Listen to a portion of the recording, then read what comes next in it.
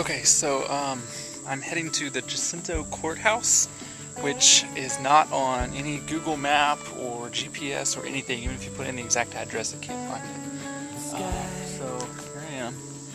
It was originally the center for Tishomingo County. It was considered the cultural and social landmark of really this whole area. Today it's in the middle of nowhere. Apparently it didn't survive very long because Tishomingo County was divided into 3 separate counties. And it was used for a while as both a school and I believe a church. It was abandoned but has now been restored. I held you tonight and let my heart go free. Hold me close now until forever. I'll be unafraid. Hold me close, give me back my reason to believe. Come and save me.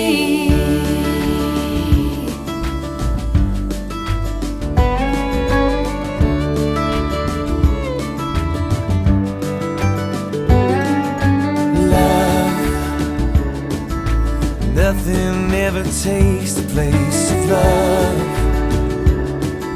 It breaks through all the madness like a flood. You washed away my fears and let my heart go free.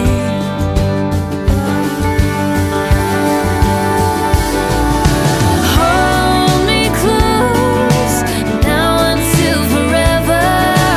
I'll be unafraid. Hold me close. Okay, navigation has been especially difficult. None of these historic famous landmarks are in Google Maps, and none of the brochures have actual addresses to them. They have a map with a picture, so I've been following maps. I feel like I'm living in the 1990s all over again. But anyway, I managed to find them because I know how to use maps, because I used to teach that in school. I don't know if they still do. But now I'm at the Corinth Contraband Camp. So the Contraband Camp is the area that was set up as slaves were being freed during the Civil War. And so they would come here and begin their life as free people for the first time ever. And supposedly in the Interactive Center I learned that this was a model community. They actually had real houses, things were set up, it was a comfortable living.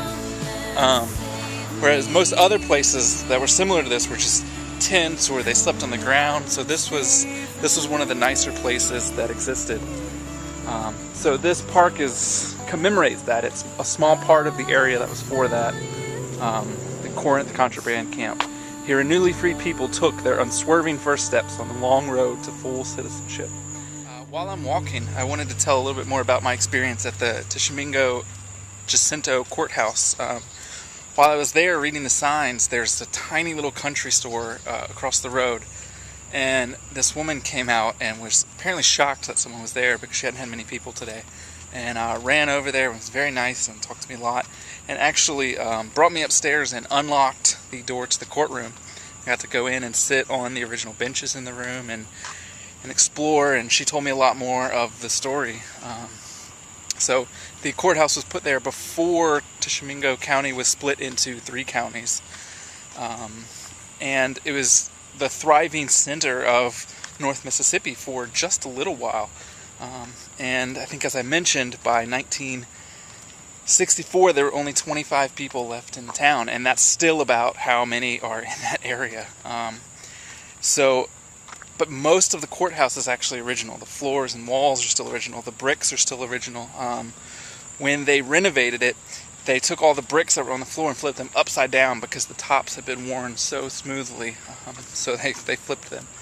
But it was really neat. And the benches were much shorter than we would build benches today. And so the woman that was touring me around said that that was a sign of how much shorter people were back then, which is interesting just to think that we're that much larger 100, 150 years through. Here's another one of the statues.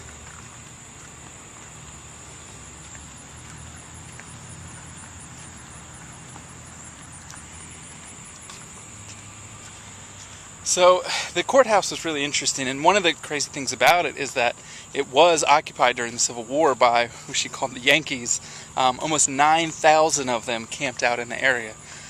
So it's just interesting to see how an area where so much happened and was such a center for things during the Civil War is empty now. 25 people live there, and not many people visit it very often. So the books at the Contraband Camp were apparently several copies of the Bible, the American Dictionary, McGuffey's Eclectic Reader, and Hardy's Rifle and Light Infantry Tactics. So apparently that is all that they read at the Contraband Camp, and they had a bunch of copies of each of them. All in love is fair, same way everywhere. It simply has no rules. I never took the time or paid it any mind. It didn't matter win or lose. I'm at Shiloh Military Park, about 30 minutes north of Corinth in Tennessee. And this is where over 20,000 Union and Confederate troops died in the Battle of Shiloh. And one thing I've been thinking about all day, and that I thought about in the interactive museum, is just how different life is now than it always has been. Thinking about living during the time of the war. 20,000 people dying in one battle. It's just crazy. On top of that, seeing the way the medicine worked at the time. I mean, if you were shot and then they amputated a leg, then you died, and that was it. Survival rates were so low. The letters people wrote home, how young people died. Just all of it. And thinking about now, how easy everything is. We have air-conditioned houses. We have such easy access to education. I've gotten to travel around the world in the short 27 years that I've been alive. I've been to, I think, at least 3 continents now. And just all the wonderful stuff that's available to us now. And it amazes me that anyone, and I include myself in that, can be so down and be so frustrated with life and be so far from happiness when I can't even imagine what one of the Confederate soldiers lying on the battlefield dying would have thought about living in our world today. It's only been 150 or so years, and the world is such a different place. With just access to this much, to be able to do what we want, to have this kind of freedom, how can you not be happy? How can you not be thrilled to be alive every day? How can you get bogged down in silly matters? I mean, I don't know. I guess that's one of the things I've always focused on, is just always getting into another adventure every day, exploring something new, learning something new. Trying my best to take advantage of everything that is offered to us in the modern day. I really can't imagine a better time at any point in history to have been alive. And yeah, sometimes I get upset, sometimes things go wrong, but how can you get caught up in that? How can you be worried about that when there's so much that's so good?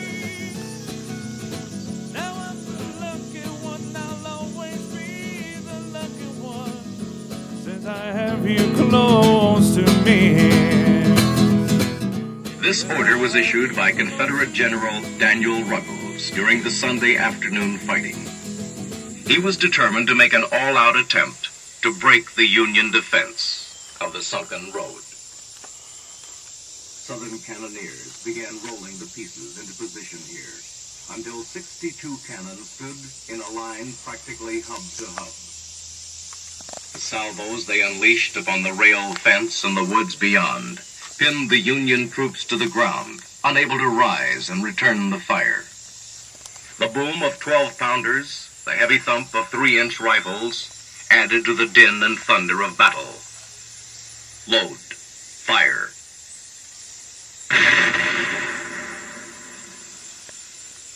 Load. Fire.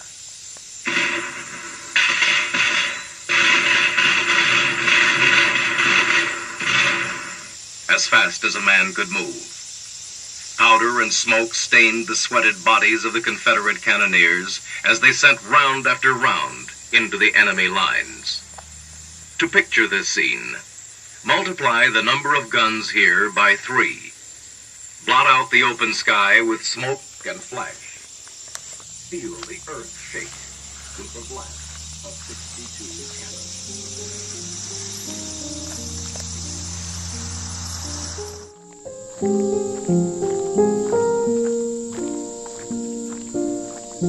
All around me are familiar faces, worn out places, worn out faces, bright and early for their daily races, going nowhere, going nowhere.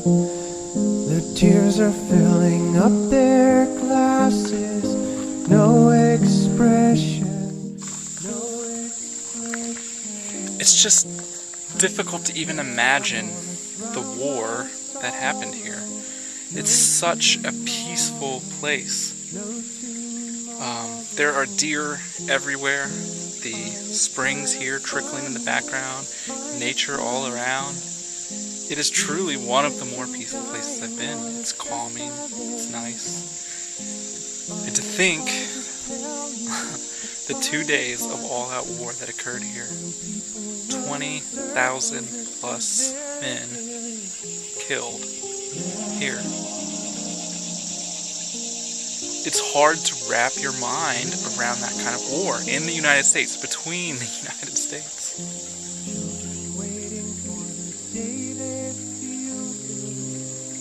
It's mind-boggling. Happy birthday, and to feel the way that every child should sit and listen, sit and listen. Went to school and I was very nervous. No one knew me, no one knew me. Hello teacher, tell me what's my lesson. Look right. To the thirsty, smoke-choked soldiers of both sides, and especially to the wounded, this small pond offered moments of cool relief from the heat of battle. As the fighting swayed back and forth through this area, the pond became littered with the debris of war. Of the wounded who sought relief, some never lifted their heads from the water, which slowly grew discolored with the mud and blood of battle. Years later, a local citizen described the scene. I visited this spot on Tuesday after the battle. There were dead men and horses, broken artillery carriages, and dismounted guns in the pond. Soldiers taking dead men out of the water and laying them in rows on the banks. The water looked like blood. I wanted to see no more of the battlefield and started for home.